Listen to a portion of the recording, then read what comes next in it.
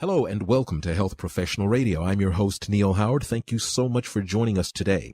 Our guest in studio today is Dr. Akram Alashari, a trauma surgeon and critical care physician, earned his medical degree at the age of 23, completed general surgery residency training at the University of Connecticut. He then earned board certification in general surgery at the age of 28. And he's here today to talk with us about being one of the youngest ever certified in the United States in general surgery. He's also an author, the author of The Power of Peak State, Massively Enhance Your Personal Potential. Welcome to Health Professional Radio, Dr. Alashari. Thank you so much, Neal, for having me. Thank you. The Power of Peak State is a very intriguing title to your book. What exactly is the peak state and what type of power does it have? Peak state basically is a state of mind where you're at the peak physical and mental capabilities in your life. A state of mind where you have a heightened level of awareness, elevated mood, and increased energy. All of those? Yes. And there's no, supplements involved or no surgeries or anything like this? Just a state of mind? Oh, yeah, no, there's no surgery involved. There's no supplements, anything of that nature. This is basically training the mind and body to be in the peak shape of your life. So it's a duality of states, both mind and body. Now, you are one of the youngest ever to be certified in general surgery here in the United States. At the age of 23, you earned a medical degree. You're just out of your teen years, and you're just into your late 20s, and you're in general surgery, board certified at that.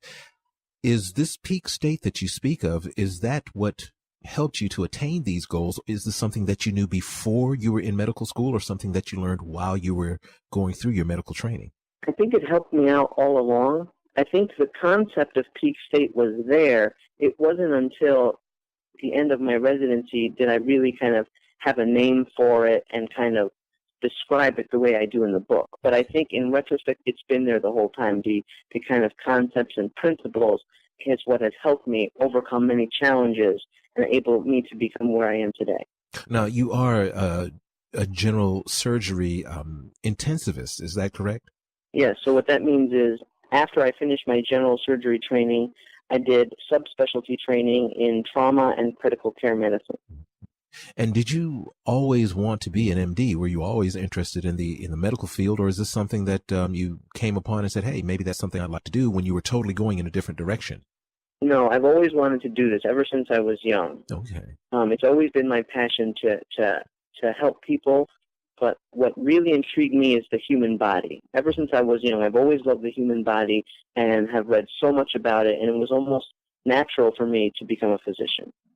As far as a surgeon, were you thinking surgery all along, or were you going to be just, your regular family doctor?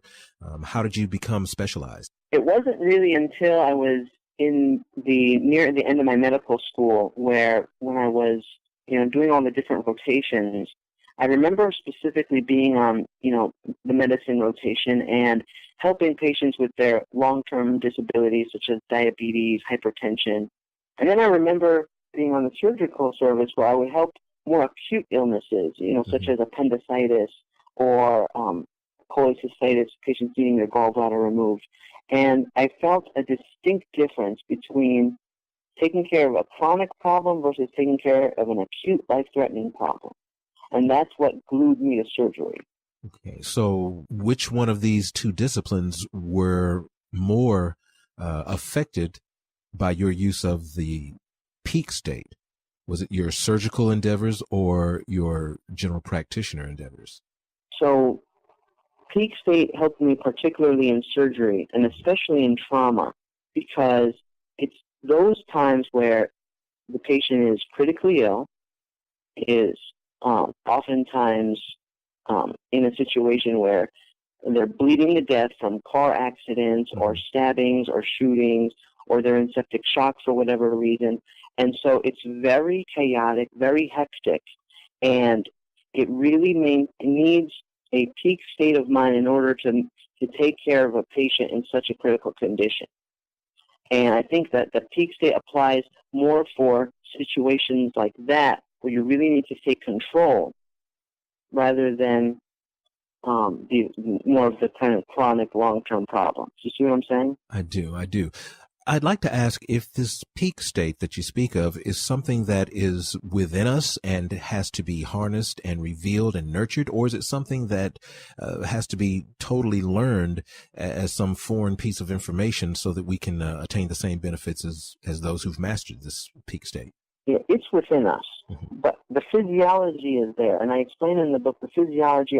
It's simple, activating the sympathetic nervous system, increasing your level of awareness, increasing your level of enthusiasm and passion towards life, increases your level of energy, your clarity of thinking, and increases your physical capacity with things such as exercise and eating healthy.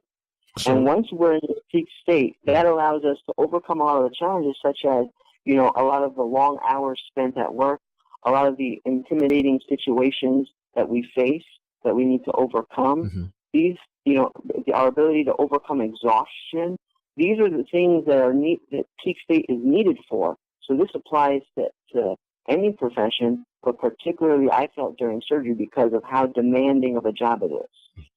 I'd like to ask about the peak state as it applies to, your interactions, not necessarily in trauma, surgery, or in the medical realm at all, just on your in an interpersonal level. When you switch off the workplace application of peak state, is there a difference or a different level when you're applying it to be at your maximum performance when it comes to interpersonal relationships? That's a great question, Neal, and actually, yes. So peak state, we apply to every aspect of our life. So one of the concepts is that we always strive for excellence, for being the best at everything we do. So that's not just in the workplace, but also in the home. So whatever other role you have, whether you're a father or a mother or a sibling, you want to be the best at that. So you need to be in a state of mind where you have the self-awareness to control your responses and to treat people well, and to have the self-awareness of how you're reacting to certain situations. So this applies in the workplace, in the home, and it applies to having a better and deeper understanding of yourself as well. Your web presence, you have a website. Could you tell us what is the name of the website and where can our listeners get a copy of the peak state, the power of peak state? Thanks so much, Neal. The website is called thepowerofpeakstate.com, and on there you'll find there's a page for the book. It's available through Amazon, and you can read about the book on the website. And I also have supplemental content that I put out that expands on further concepts that are in the book as well. Right. All right, great. It's been great having you here with us today, Dr. Alashari. You've been listening to Health Professional Radio. I'm your host, Neal Howard, and as I said, we've been in studio talking today with Dr. Akram Alashari, trauma surgeon and critical care physician who earned his medical degree at the very young age of 23, completed general surgery residency training at the University of Connecticut, and then earned a board certification in general surgery at the age of 28. He is among the youngest in the United States to be certified as such.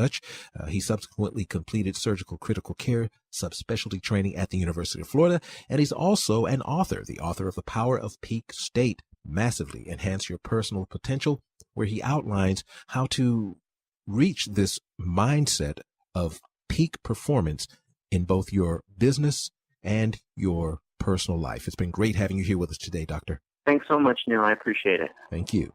Transcripts and audio of this program are available at healthprofessionalradio.com.au and also at hpr.fm, and you can subscribe to our podcast on iTunes.